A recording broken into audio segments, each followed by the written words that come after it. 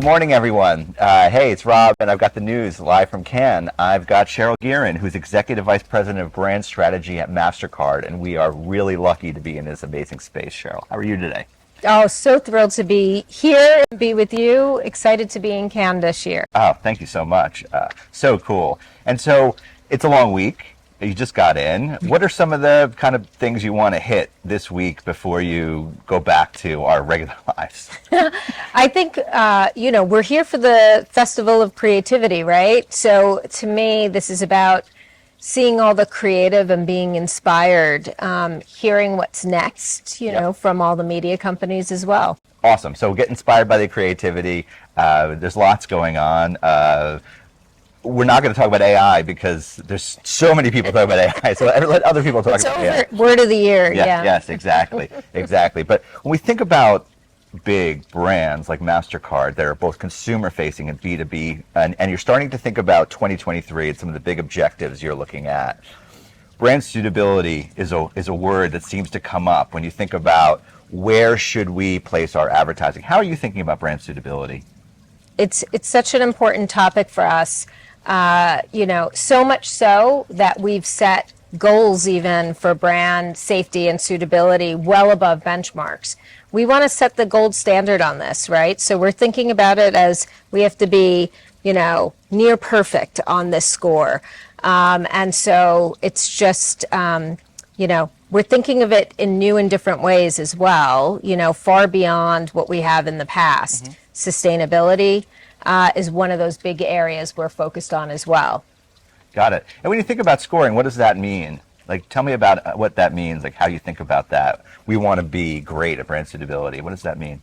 So, we look at it, and I think, certainly, that score encompasses a number of things. Brand visibility is a table stakes, right? If we're spending every dollar, it should be visible. So that's, one. But then, this is about context, where you show up, who you show up next to, who sees our messaging, and the ability for it to be as safe as the messages we're sending, as where we place it. This is incredibly important to us. Then I think is sustainability. More and more as we get into this space, the idea that our ads are sustainable. And, we have a big target set for us, on net zero, and a big effort is the playbook around media, reducing that carbon from media. So increasingly, it's going to include those measures as well. Totally. I mean, thinking about sustainability is we can go far and deep and wide, because whether it's just reducing your carbon footprint or offsets or a combination thereof, it's a big conversation. Moving back to suitability for a second, I know that when you're also thinking about your advertising, it's also thinking a lot about diverse voices and making sure that both the actors in the commercials, but also the populations you're talking to. Talk a little bit about that, about how you're making sure that the suitability conversation works with your initiatives around diverse voices. This is a tremendous topic, right? So, and this is where I am unbelievably proud of the work we've done, both on brand safety and suitability from a tech standpoint and ensuring we have best-in-class partners like IAS and an unbelievable tech stack that protects us. However, human intervention is still important. And I say this because, there are unintended consequences of being unbelievably strict with your brand safety standards. And what we found was a big focus for us is the LGBTQIA plus community.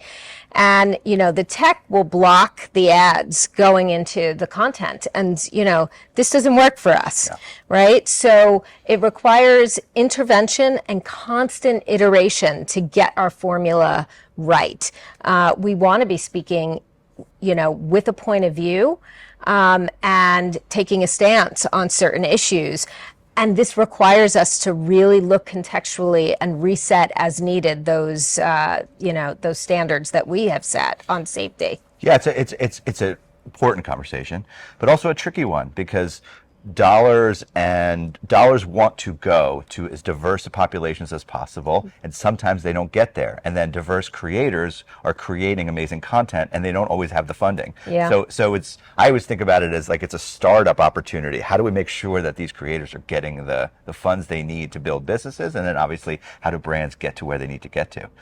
Yeah. So taking that another step, because a lot of the conversation we're talking about is B2B.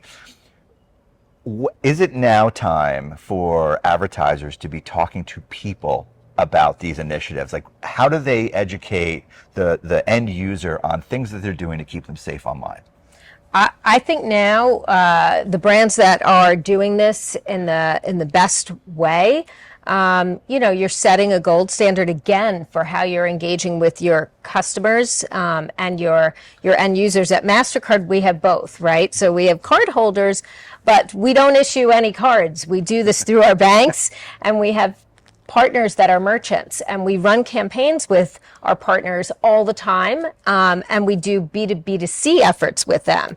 And so, one, it is important that we educate them. They're actually launching campaigns leveraging our brand. Right. This is critical.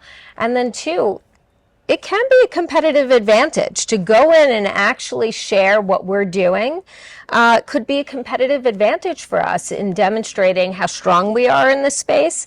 And we could take that leadership and sustainability efforts even in this area and let our customers know we could do these campaigns with them as well. No, I mean, absolutely. It is a competitive advantage. I think that's a really important point, that being a leader in both education and then also helping the consumer is absolutely a competitive advantage. So people should follow your lead. Congratulations on that. Thank you. Yeah, thank you.